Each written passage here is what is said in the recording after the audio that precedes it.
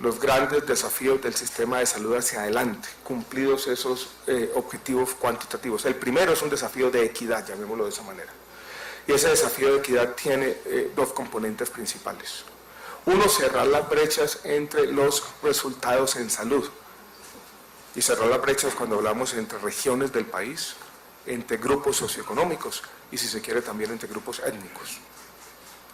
Si ustedes miran cualquiera de estos indicadores generales que mencioné hace un poco, senador, la mortalidad infantil o la mortalidad materna, la diferencia entre el centro del país y la periferia es de 1 a 5, en algunos indicadores de 1 a 10. Esto de los indicadores generales esconden unas grandes desigualdades al interior del país, al interior de grupos socioeconómicos y demás.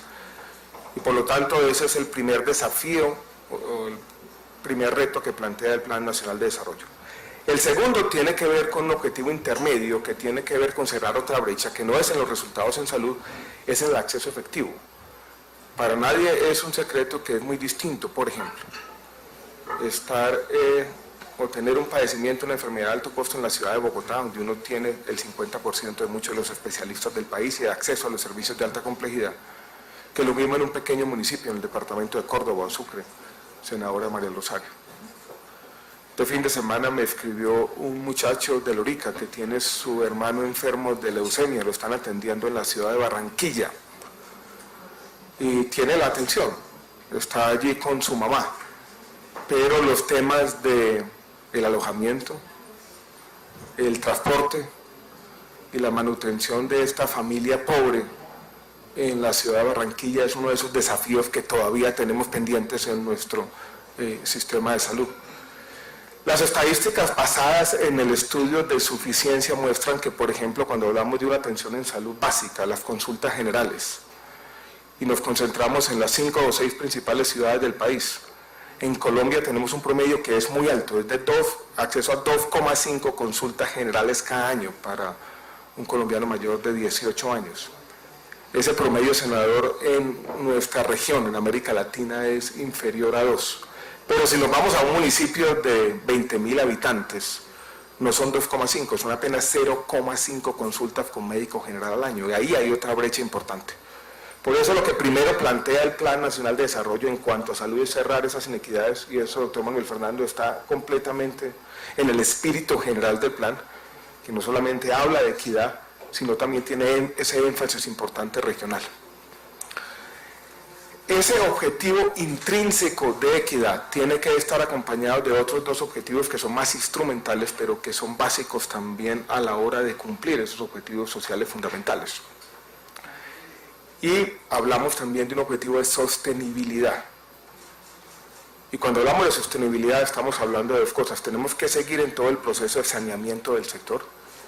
Saneamiento que tiene dos fundamentales. Hay que sanear las contabilidades, hay que hacer un saneamiento contable, pero también tiene otro componente importante y es el fortalecimiento patrimonial de las empresas pagadoras y la disminución de las deudas. Hablaba al comienzo que estábamos en un punto de inflexión porque hemos logrado una estabilidad en las finanzas del sector, pero eso no implica una recuperación definitiva. Y cuando hablamos de sostenibilidad estamos hablando de los problemas del pasado, de un pasado problemático que comenzó a acumularse en este sector desde el año 2008. Pero no solamente estamos hablando de sostenibilidad mirando retrospectivamente, tenemos que mirar hacia adelante. Y yo quiero plantearles, señores senadores, una dificultad que es la dificultad de todos los sistemas de salud. Y es que mirando hacia adelante uno encuentra lo siguiente, diferentes presiones de gasto. La primera es la presión tecnológica. Todos los sistemas de salud tienen que lidiar con nuevas innovaciones, nuevas tecnologías que llegan, que valen 5 o 10 veces más que los medicamentos o tecnologías actuales y que muchas veces no aportan mucho en términos de mejores resultados en salud. Hay un nuevo medicamento que reemplaza el medicamento tradicional, vale 6 veces más. Medicamentos oncológicos, por ejemplo, y cuando uno mira las diferentes evaluaciones, la sobrevida asociada a ese nuevo medicamento no se cuenta en años, ni en semanas, ni en meses, en semanas. Para darles un solo ejemplo, senador, que muestra un poco las dificultades y cómo todos los sistemas de salud tienen que lidiar con la presión tecnológica. Un tratamiento común para una forma también común de cáncer de colon costaba hace 15 años $1.000. Ese mismo tratamiento con la nueva tecnología cuesta hoy $100.000. Todos los sistemas de salud entonces tienen que lidiar con la presión tecnológica y con lo que alguien llamó la paradoja de la innovación. Y es que en medicina no necesariamente esas tecnologías que cuestan mucho más, aportan mucho más. Y cómo lidiar ordenadamente, de manera sensata y razonable con la presión tecnológica, es uno de nuestros desafíos grandes. También tenemos presión demográfica.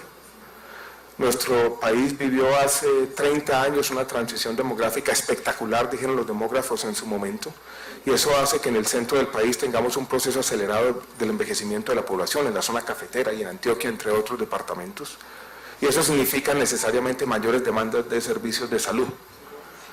Paralelo a eso tenemos que lidiar con lo que uno podría llamar la presión socioeconómica, y es que nuestras clases medias urbanas, que se han multiplicado por 2 en los últimos 10, 12 años, demandan el acceso a esas nuevas tecnologías, una mayor calidad y sobre todo oportunidad en los servicios de salud.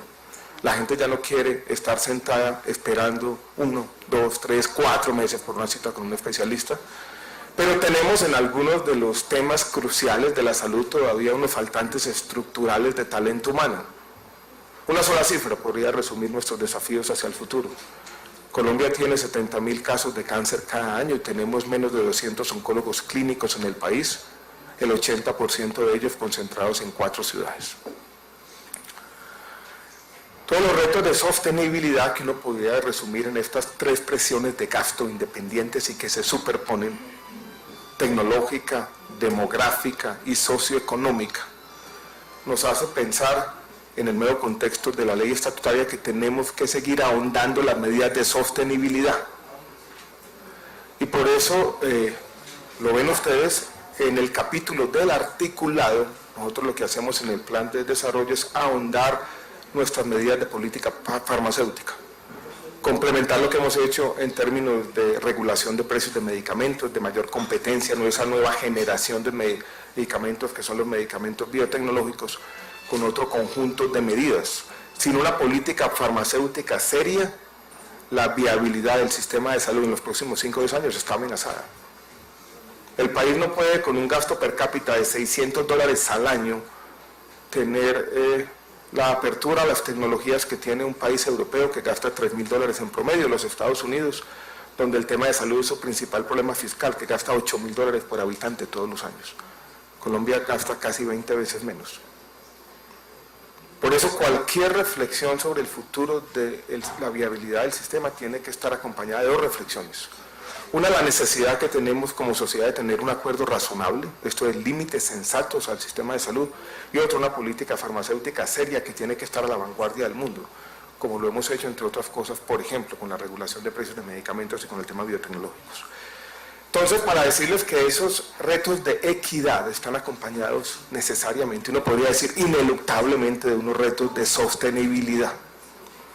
Y me referiré en un minuto a la porción del articulado que trata de enfrentar estos retos de sostenibilidad. Y también tenemos, al mismo tiempo, otro conjunto de objetivos que yo los llamaría de legitimidad y confianza.